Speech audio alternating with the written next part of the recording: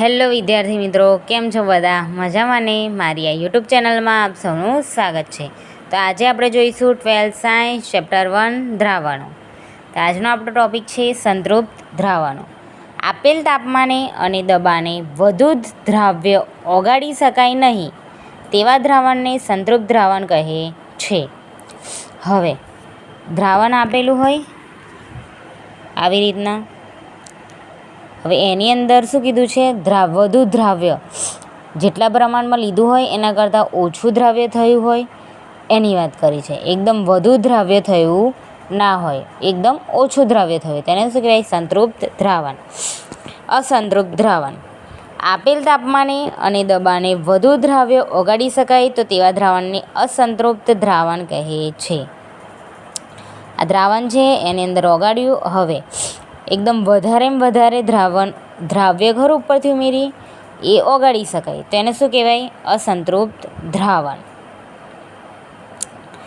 દ્રાવ્યતા. દ્રાવ્યના સ્વભાવ દ્રાવકના સ્વભાવ પર, દ્રાવકના સ્વભાવ પર, તાપમાન પર અને દબાણ પર આધાર રાખે છે.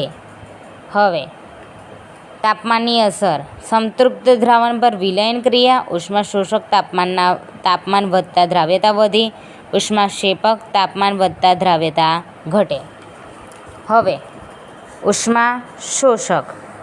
Delta solution H greater than 0. ઉષ્માશોષક હોય તો 0 કરતાં મોટા, ઉષ્માક્ષેપક હોય તો ડેલ્ટા સોલ્યુશન H<0, એટલે ક્ષેપક હોય તો 0 કરતાં નાના. હવે દબાણની અસર. દબાણની અસર એના પર શું થાય? અસંકોચનીય, એટલે કે દબાય નહીં, તેથી તેના પર કોઈ અસર થતી નથી. આના પર કોઈ અસર થાય નહીં, દબાય ના દબાણથી, એટલે શું થાય? કોઈ અસર થાય નહીં, જેમ હતી એમની એમ. વાયુની પ્રવાહીમાં દ્રાવ્યતા. ઘણા વાયુઓ પાણીમાં ઓગળે છે. અમુક વાયુઓ છે કેવા? પાણીમાં ઓગળે, અમુક ના ઓગળે. ઓક્સિજન પાણીમાં ઘણી ઓછી માત્રામાં ઓગળે છે. ઓક્સિજન વાયુ છે એ પાણીમાં કેટલી બહુ ઓછી માત્રામાં ઓગળે છે. હાઇડ્રોજન ક્લોરાઇડ એટલે કે HCl પાણીમાં ખૂબ જ દ્રાવ્ય છે, એટલે કે બહુ જ તૈયારીમાં નાખી એટલું ઓગળી જાય. પછી વાયુની પ્રવાહીમાં દ્રાવ્યતા દબાણ પર આધાર રાખે છે.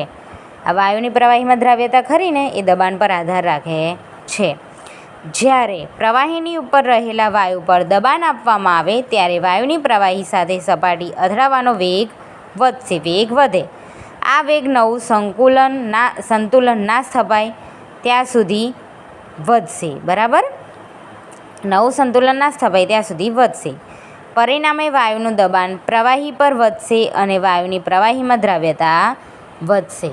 ઓકે, તો જોઈ લો આજનો ટોપિક.